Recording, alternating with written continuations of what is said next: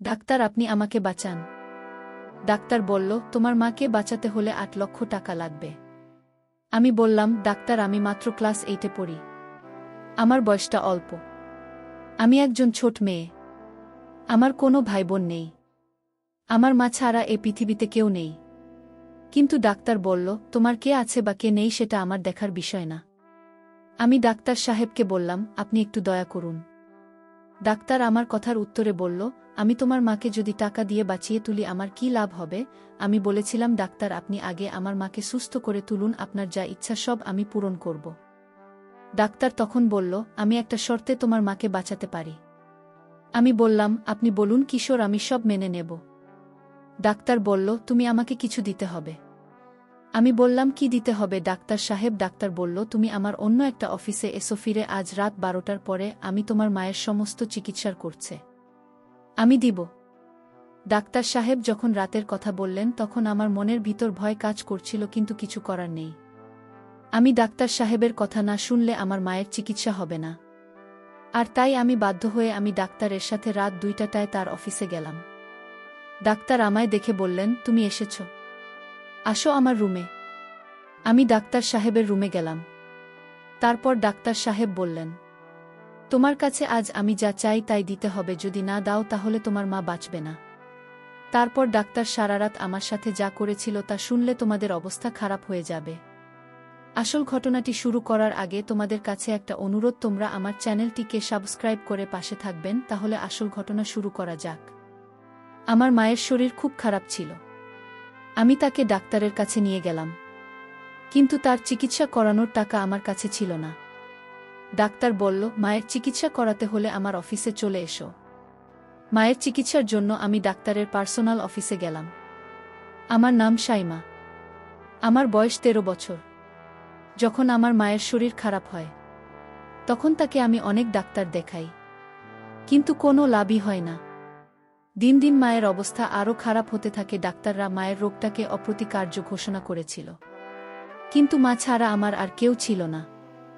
আমি মায়ের এই অবস্থা দেখে খুবই কাঁদতাম। আমি মায়ের একমাত্র মেয়ে ছিলাম। আমার কোনো ভাইবোন ছিল না যে আমাকে সাহায্য করবে। মায়ের চিকিৎসার জন্য আমি আমাদের সমস্ত জমিজমা বিক্রি করে দিয়েছিলাম। এখন আমার হাতে বেশি টাকাও নেই। মায়ের অসুস্থতার খবর পেয়ে একদিন কাকা আমাদের বাড়িতে এসে বলে, তোমাদের উপর দিয়ে এত ঝড় বয়ে গেছে, আর তোমরা আমাকে একবার খবর দাও। একবার যদি আমাকে ফোন করতে, তাহলে তো আমি চলে আসতাম। আমি কাকে কি আর বলব, অনেকবার আমি কাকার বাড়িতে ফোন করেছিলাম আমাদের অবস্থার কথা বলার জন্য, কিন্তু কাকিমা প্রত্যেকবার আমাকে অপমান করে ফোন কেটে দিয়েছিল। কাকিমা বুঝতে পেরেছিল যে আমি তার স্বামীর আর ছেলের কষ্ট করে রোজগার করা টাকা খরচা করতে চাই। কাকা মায়ের সাথে অনেক কথা বলার মা চুপ করে শুনল। মায়ের সাথে কথা শেষ হওয়ার পর কাকা আমাকে বলল, সাইমা, তোমার জিনিসপত্র গুছিয়ে নাও, তোমরা আমার সাথে আমার বাড়িতে যাবে। আমার একবারে ইচ্ছে ছিল না তো কাকার বাড়িতে যাওয়া। কাকার ছেলেকে আমার পছন্দ নয়, কিন্তু কাকা বলল, যতদিন না আমার মা পুরোপুরি সুস্থ হচ্ছে ততদিন আমরা তাদের বাড়িতেই থাকব পারে। আর কাকার বাড়িতে থাকা মানে রোজ কাকিমার কথা শোনা। কাকিমা এমনিতেই আমার সৌন্দর্য দেখে হিংসা করত। সে বলতো আমি সব ছেলেকে আমার রূপের জালে ফাঁসায়, কিন্তু কাকা জোর করল, তাই আমাকে বাধ্য হয়ে জিনিসপত্র গোছাতে হলো। কাকা আমাদের তার বাড়িতে নিয়ে গেল। কাকি তো এই খবরটা পেয়ে গোটা বাড়ি মাথায় তুলে বলতে লাগে, এমনিতে এত খরচ, তার উপর আরও 2জন মানুষকে বাড়িতে নিয়ে এলে এদের খাওয়া পড়া খরচা কে দেবে? তখন কাকা গিয়ে কাকির কানে কানে কিছু একটা বলার কি চুপ করে গেল। কাকি আমাকে বলল, যাও সাইমা, তোমার মাকে নিয়ে ঘরে যাও। আমি যেতে যেতে ভাবতে লাগলাম যে কাকে এমন বললেন, কাকিকে যে তা কি রকম বদলে গেল। কিন্তু কিছুক্ষণ পর আমি ব্যাপারটা ভুলে গেলাম আর মাকে নিয়ে চিন্তা করতে শুরু করলাম। আমি ভাবলাম যে আমি যদি শহরে কোনো ছোটখাটো একটা চাকরি খুঁজে নিই তাহলে মায়ের চিকিৎসার টাকা জোগাড় করতে পারব। কিন্তু আমার চিন্তা ছিল যে কাকা যদি আমাকে চাকরি করতে না দেয়। পরের দিন সকালে উঠে আমি প্রথমে রান্নাঘরে গেলাম কিছু খাবারের বন্দোবস্ত করতে। তখন কাকি রান্নাঘরে এসে আমাকে বলল, দেখো সাইমা, এখন তো তোমাকে আর তোমার মাকেই বাড়িতে থাকতে হবে। তুমি তো জানো জিনিসপত্রের দাম কি রকম বেড়েছে। তুমি এক কাজ করো, শহরে কোনো ছোটখাটো একটা চাকরি খুঁজে নাও, তাহলে কিছু না হোক মায়ের ওষুধ খরচা তো তুমি দিতে পারবে। বাকি ব্যবস্থা আমি আর তোমার কাকা করে নেব, সে নিয়ে তোমায় ভাবতে হবে না। আমি কাকির এই রোগটা কোনোদিনও দেখিনি। তার ব্যবহার একদম বদলে গিয়েছিল, আমার মায়ের খুব ভালোভাবে খেয়াল রাখছি। আমি দেখে অবাক হলাম যে এক রাতের মধ্যে কাকে এতটা কি করে বদলে গেল। কাকা কি এমন বল কাকিকে যে সে নিজেকে বদলাতে বাধ্য হল? সে যাই হোক, সে আমার সাথে খুব ভালো ব্যবহার করছিল। আমি তো এই বিষয়ে খুশি ছিলাম যে আমি এখন চাকরি করতে পারব, কেউ আমাকে বাধা দেবে না। আমি ঘরে এসে মাকে বললাম যে আমি চাকরি করতে চাই, কারণ আমি জানি মায়ের এটা জানা দরকার। তার মেয়ে সারাদিন কোথায় থাকবে, মা আমাকে চাকরি করতে বারণ করো না। মা ও বুঝতে পেরেছিল যে এখন আমরা কাকার বাড়িতে আছি, তাই নিজেদের খরচা যতটা সম্ভব নিজেদেরকেই চালাতে হবে। শহরে আমার একটা বন্ধু ছিল, তার নাম সুমন। আমি তাকে ফোন করে সব কথা বললাম। সে বলল, সাইমা তুমি আমাকে 2 দিন সময় দাও, আমি চেষ্টা করছি আমার অফিসে তোমাকে একটা কাজ জোগাড় করে দিতে। যদি তোমার এখানে কাজটা হয়ে যায় তাহলে খুব ভালো হবে, আমরা 2 বন্ধু একসাথে কাজ করতে পারব। কথা শুনে আমি খুব খুশি হলাম, কারণ আমি প্রথমবার শহরে কাজ করতে যান। কিন্তু আমার ভয় লাগছিল এই ভেবে যে শহরের পরিবেশটা কেমন হবে, আমি ওখানে গিয়ে মানিয়ে নিতে পারব কিনা। এই ভাবতে ভাবতে 2 দিন কেটে গেল। 2 দিন পর সুমন আমার বাড়িতে চলে এলো। সে বলল, সাইমা তোমার ভাগ্যটা খুবই ভালো, কাল আমি অফিসে তোমার কথা বলতে ওরা তোমাকে নিতে রাজি হয়ে গেল। ওদের একটা ভালো মেয়ে দরকার ছিল, এটাও বলেছে যে তোমাকে ভালো পারিশ্রমিক দেওয়া হবে। সুমনের কথা শুনে আমি খুব খুশি হলাম, কিন্তু আমার চিন্তা হয় যে অফিসের মালিক কেমন হবে। পরের দিন সকালে আমি সুমনের সাথে অফিসে এলাম। এসে আমি জানতে পারলাম যে মালিক আমাকে কাজে রেখেছেন। তিনি কোনো কাজে কিছু দিনের জন্য শহরের বাইরে গেছেন। এটা একটা সার্জিক্যাল কোম্পানি ছিল, যেখানে চিকিৎসার সরঞ্জাম তৈরি হতো। প্রথম কদিন আমাকে শূন্যের সাথে রাখা হতো, যাতে আমি ভালো করে কাজ শিখতে পারি। প্রথম দিন আমার অফিসে আসতে অস্বস্তি হচ্ছিল, কিন্তু আস্তে আস্তে আমি এখানে পরিবেশের সাথে নিজেকে মানিয়ে নিলাম। আমি শূন্যের সাথে অফিসে আসতাম, আর ছুটি হলে তার সাথে বাড়ি ফিরতাম। 15 দিন হয়ে গেল আমি এখানে কাজ করছি, কিন্তু এখনও আমি আমার মালিককে দেখতে পাইনি। আমি এখনও জানি না তিনি কে, আর তিনি কেমন। আমি একবার ওনার সাথে দেখা করতে চাই, যিনি আমাকে কোনো ইন্টারভিউ না নিয়ে চাকরিতে দিয়ে দেন। আমার শিক্ষাগত যোগ্যতা বেশি নয়, আমি কেবল 7 পাশ করেছিলাম। বাবা মারা যাওয়ার পর আমার আর পড়াশোনা করা হয়নি। একদিন মায়ের শরীর খুব বেশি খারাপ হয়েছিল, আমি সেই সময় অফিসে ছিলাম। কাকি আমাকে ফোন করে বলে, তোমার মায়ের শরীরটা খুব খারাপ, তুমি এক্ষুনি বাড়ি চলে এসো। কাকির গলাটা খুব চিন্তিত শোনায়। আমি সঙ্গে সঙ্গে সুমনকে বলে বাড়ি চলে এলাম। এসে দেখি মা খুব অসুস্থ। আমি মাকে নিয়ে হাসপাতালে গেলাম। সেখানে ডাক্তার মাকে দেখেই জবাব দিয়ে দিন বলল, তুমি ওনাকে কলকাতা নিয়ে যাও। তখন আমার কাছে বেশি টাকাও ছিল না, কিন্তু তাও আমি মাকে কলকাতা নিয়ে এলাম। আমি চাই না থাকার জন্য মায়ের চিকিৎসা বন্ধ হয়ে যাক। কলকাতা নিয়ে এসে মাকে হাসপাতালে ভর্তি করিয়ে দিলাম। ওখানে ডাক্তার আমাকে ধৈর্য ধরতে বলে, তারা তাদের দিক থেকে পুরো চেষ্টা করছে।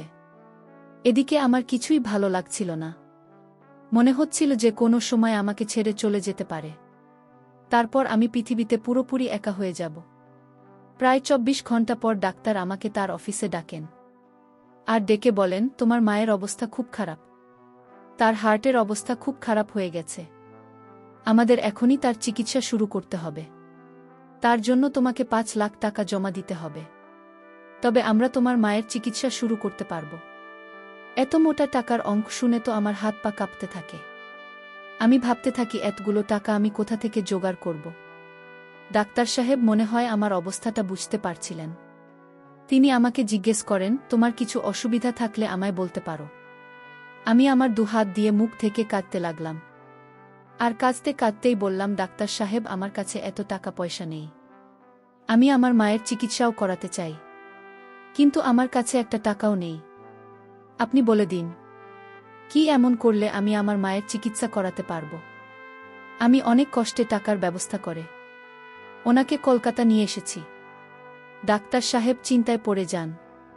উনি আমার কাঁধে হাত রেখে বলেন, ঠিক আছে, আজ বিকেলে তুমি আমার অন্য একটা অফিসে, সেখানে আমি তোমাকে কিছু কাজ দেব। আর টাকাও দেব, যেটা দিয়ে তুমি তোমার মায়ের চিকিৎসা করাতে পারবে। তুমি যদি আমার কথা না শোনো তাহলে তোমাকে আর বাঁচানো যাবে না। আমি কোনোভাবেই মাকে হারাতে চাই না। তাই আমি ডাক্তার সাহেবের কথা মেনে নিলাম। বিকেলে আমি ডাক্তার সাহেবের দেওয়া ঠিকানায় গিয়ে পৌঁছালাম, যেখানে উনার আরও একটা অফিস আছে। সেখানে গিয়ে আমার একটা বড় ঝটকা লাগল, কারণ সেটা সেই অফিস যেখানে আমি সুমনের সাথে অফিসের কাজ করি। সন্ধে 7টা বাজছিল, ডাক্তার সাহেব আমার জন্য অপেক্ষা করছিলেন। তিনি আমাকে দেখে হাত ধরে তার অফিসে নিয়ে আসেন এবং বসতে বলেন। আমার একটু ভয় করছিল, কারণ অফিসে আমি একদম একা ছিলাম। কিছুক্ষণ বসার পর তা আক্তার সাহেব বললেন, তুমি তো তোমার মায়ের চিকিৎসা করাতে চাও, তাই না? তুমি আমার জন্য কি করতে পারবে? আমি বললাম, স্যার, আপনি যা বলবেন আমি তাই করব। আপনি শুধু আমার মাকে বাঁচিয়ে দিন। আমার কথা শুনে ডাক্তার সাহেব কিছুক্ষণ ভেবে বললেন, তোমাকে আমার অফিসে কয়েক রাত থাকতে হবে। আমি তোমার থেকে যা চাইব তোমাকে তাই দিতে হবে। তুমি যদি আমার কথা শোনো তাহলে তোমার মায়ের চিকিৎসার সব খরচ আমি দেব। আর যদি না শোনো তাহলে কালকে তোমার মাকে নিয়ে অন্য কোনো হাসপাতালে চলে যেও। উনার কথা শোনা ছাড়া আমার আর কোনো উপায় ছিল না। আমি বুঝতে পারছিলাম না ডাক্তার সাহেবের নজর আমার অন্যদিকে। আমি বললাম, স্যার, আপনি আমাকে অফিসের কাজ দিন, আর প্রতি মাসের পারিশ্রমিকটা আপনি রেখে দেবেন। উনি বললেন, তুমি সত্যিই খুব সরল, এতগুলো টাকা কি কেউ এমনি এমনি দেয়? তুমি আমাকে খুশি করতে পারলে আমি তোমার মায়ের চিকিৎসা করব। বাধ্য হয়ে আমাকে মায়ের চিকিৎসার জন্য ডাক্তার সাহেবের কথায় আমার রাজি হতে হয়। তারপর ডাক্তার সাহেব আমার সাথে। বন্ধুরা, সেটা আমি ভাষায় প্রকাশ করতে পারছি না। আসলে আমি একটা ছোটখাটো মেয়ে।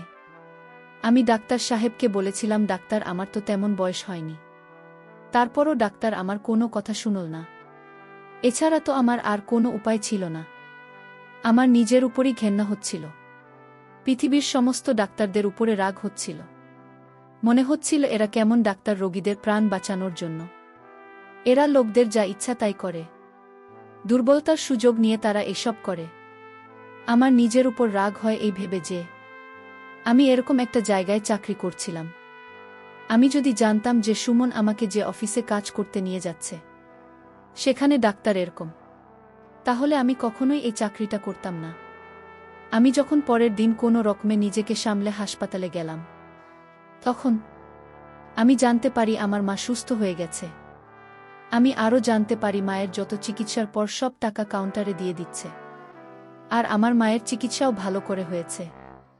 আমি তা দেখে অনেক খুশি হয়েছিলাম, কিন্তু আমি তো বুঝতে পারছিলাম কিসের জন্য ডাক্তার আমাকে বাঁচিয়েছেন। এই দুনিয়ার স্বার্থ ছাড়া কেউ কাউকে উপকার করে না। ডাক্তার সাহেবের সাথে আমার কাজ দেখে আদায় করে নিল, আর তার বিনিময়ে আমাকে টাকা দিয়ে বাঁচিয়ে দিল।